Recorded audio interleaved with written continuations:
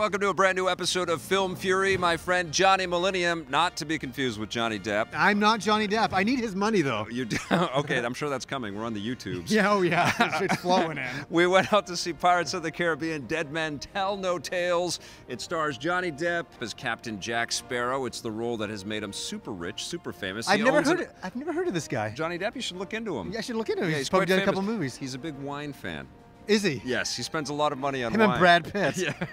Yeah. He's back as Captain Jack Sparrow. Geoffrey Rush is back as Barbossa. We've got Javier Bardem as a brand new pirate captain. Actually, he's not a pirate captain. He's a pirate hunting captain.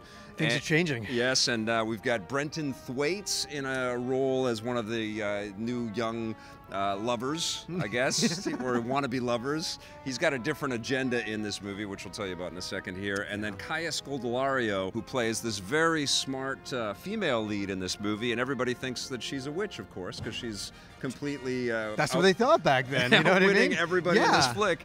This is a very, very busy movie, and I know that you have not seen a Pirates of the Caribbean flick in a little while. What did you think? Not since the first one, and I've seen bits of them all. You know what it is? One of the things is a prerequisite for a Pirates of the Caribbean movie is the movie has to be like 3 hours long.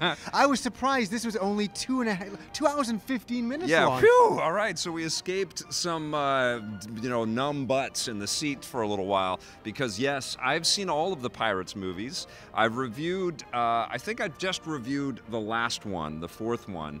I can't remember what it's called. I know that Penelope Cruz was in that movie and there were mermaids.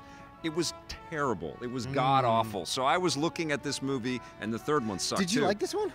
I was looking at this movie with like a great deal of trepidation and worry and fear, and it's like, oh my God, what are they going to do? I like Johnny Depp. I think he's fucking awesome. He's great on film, and he's good in this role. And keeps cashing the checks. He does keep cashing the checks, and we know that he's needing to make some big dough right now because of all of his financials are in the news.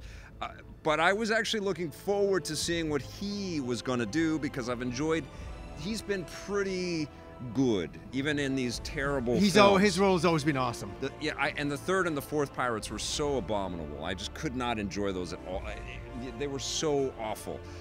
This movie isn't that. It's not as bad as that. It is also a giant mess of a film. There's so much going on that I was like completely numb at the beginning of the flick. Here's the thing with the movie. The movie has the most simplistic plot line we've ever seen. It's nothing complicated. No, not at all. In the first 1 minute, we know the plot line of the entire movie. Yeah. But they spend 2.5 hours, 2 hours and 15 minutes to tell this story. So much exposition, as you said during the movie. Yeah. There's so much of a setup for nothing. Yeah. And when we get there, it's like, yeah, it's a stereotypical Pirates movie. It's fun. If you like the Pirates movies, you're going to enjoy this.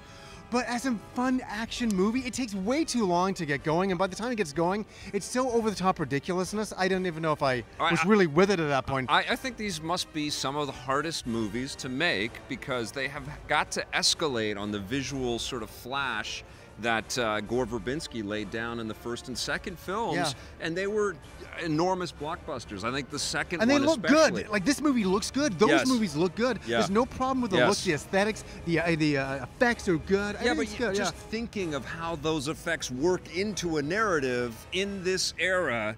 So there's some believability, but also a lot of rich fantasy, and it's cohesive, and there's a plot, and there's all of these different characters.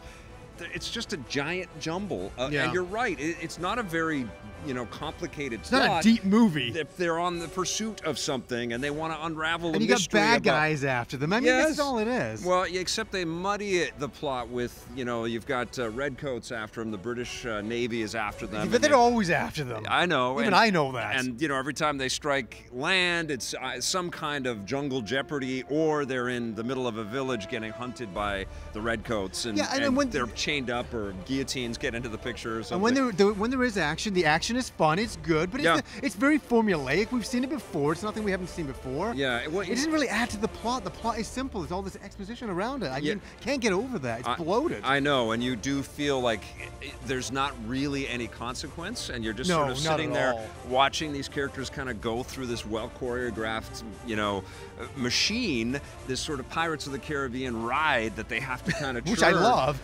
Yeah, me too. I like the source. I like that they were even I able love pirates, to yeah. strike gold with this as a franchise, but I think they've kind of painted themselves into a corner. And of course, there's a lot of retconning that has to happen. We see young characters, we see, you know, characters that are connected to other Passing characters. the torches and all that kind of thing. Yeah, and you kind of can predict all of the choices, which is tragic, because I think one of the key ingredients to succeeding when you've got these sequels that keep getting churned out like this is you need that surprise to kind of come in and give you that sense of reward, like you're actually making progress.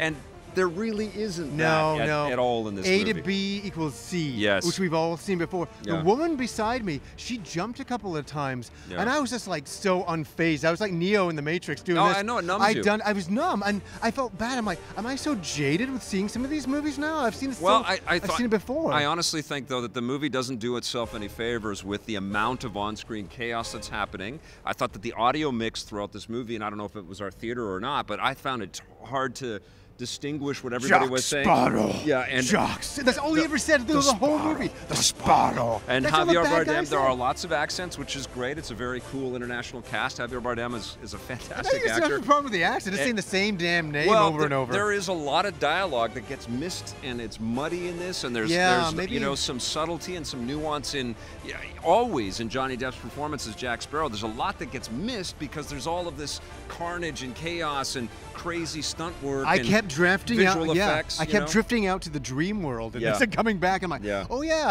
I wasn't surprised. I wasn't excited. I didn't really feel anything. I like, you know, obviously Johnny Depp was a lot of fun, but overall the movie was very flat. Yeah, you know, I think the actors were all competent, but I think they get lost in the din, and Totally. it almost is like they should have kind of just separated a little bit more. You know, made the movie with more peaks and valleys. You know, so Yeah. that there was some quiet moments and there was a little bit of real character work that went on. Everybody's kind of a flavor of what we've seen before. Yes. Even though the actors are game to do a lot more, and there is now, because we're 15 years into this franchise, there is a little bit of, you know, resonance that could have been kind of pursued, but they don't. They take the safe choice, and it feels safe. It feels like Yes. they want to restart the engines a bit here because the last one sucked so bad it got critically lambasted, and they want to try to kind of get people behind this and get back to the, you know, Curse of the Black Pearl kind of vibe.